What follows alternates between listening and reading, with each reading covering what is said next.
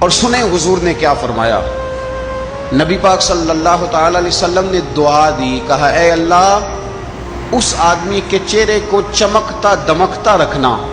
کیا دعا ہے، اور دی اس محبوب نے ہے کہ جو جب دعا کرتے تھے تو اعلیٰ حضرت بریلوی فرماتے ہیں قبولیت نیچے آ جایا کرتی۔ حضور نے دعا دی، کہا اے اللہ اس آدمی کے چہرے کو چمکتا دمکتا رکھنا جو میری حدیثیں یاد کرتا ہے اور پھر آگے بیان کرتا ہے۔ اس کے چہرے کو چمکتا دمکتا رکھنا، یہ رسول پاک صلی اللہ تعالی علیہ وسلم نے دعا دی۔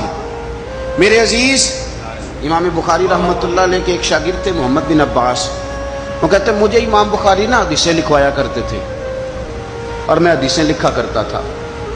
جب آپ حدیث پاک پڑھتے ہیں یا حدیث پاک سنتے ہیں تو کئی دفعہ ایسے ہوتا ہے کہ آپ کوئی واقعہ اچھے طریقے سے پڑھ رہے ہیں حضور کے دور کا صلی اللہ علیہ وسلم، یا سن رہے ہیں، ایسے لگتا ہے کہ وہ منظر آنکھوں کے سامنے گھوم گیا ہے۔ تو امام بخاری رحمۃ اللہ تعالی علیہ اپنے شاگرد کو حدیثیں لکھوا رہے تھے تو ایک خاص حدیث پاک کے لحاظ سے آپ نے فلسفہ بیان کیا۔ انہیں چونکہ حدیث پاک کے مشن سے پیار بڑا تھا امام بخاری کو، فرماتے ہیں 500 دینار میری ماہانہ آمدن ہے، میں ساری نبی پاک کے دین کے طالب علموں پہ خرچ کر دیتا ہوں۔ یہ مشن سے پیار ہے۔ تو امام بخاری رحمۃ اللہ تعالی علیہ کے شاگرد محمد بن عباس فرماتے ہیں میں حدیثیں لکھ رہا تھا تو انسان تھک جاتا ہے، کہتے میں لکھتے امام صاحب چونکہ لکھواتے جا رہے تھے تو میں تھک گیا۔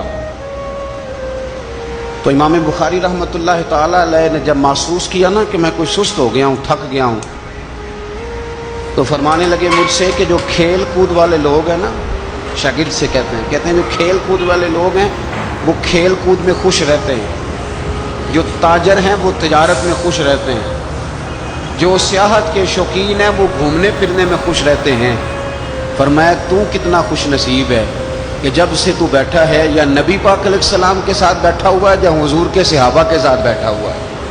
وہ یا نبی پاک کی حدیثیں لکھنا، حدیثیں جمع کرنا، حدیثیں بیان کرنا، حدیث کے ساتھ تعلق رکھنا، اس کا معنی یہ ہے کہ آپ نے نبی پاک کی صحبت اختیار کی ہوئی، آپ نے حضور کے صحابہ کی صحبت اختیار کی ہوئی۔ حدیث پاک کو یاد رکھیں، حدیثیں اپنے ذہن کے اندر بٹھائیں۔ ایک حدیث پاک میں نبی پاک صلی اللہ علیہ وسلم نے فرمایا جس نے 40 حدیثیں جمع کر کے میری امت تک پہنچائی، اللہ قیامت کے دن اسے علماء کے ساتھ کھڑا فرمائے۔